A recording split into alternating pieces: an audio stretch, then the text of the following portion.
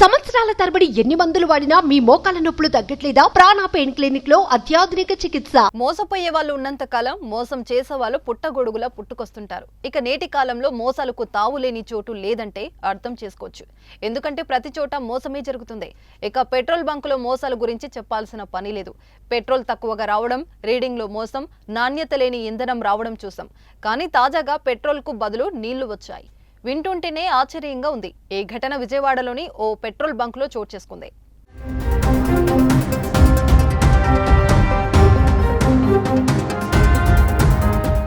అజయ్ సింగ్ నగర్ లో ఉన్న ఓ petrol బంకులో petrol కొట్టిద్దామని వెళ్లిన వాహనదారుడికి చేదు అనుభవం ఎదురైంది.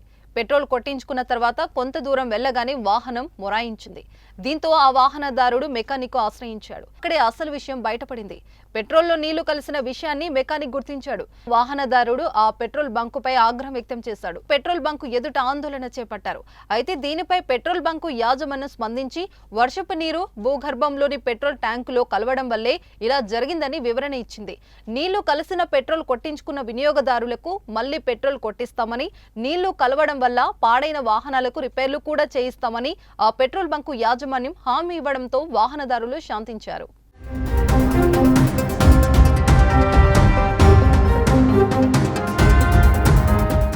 సుమన్ టీవీలో మీ పర్సనల్ అండ్ బిజినెస్ ప్రమోషన్స్ కోసం కింది నెంబర్కి కాంటాక్ట్ చేయండి.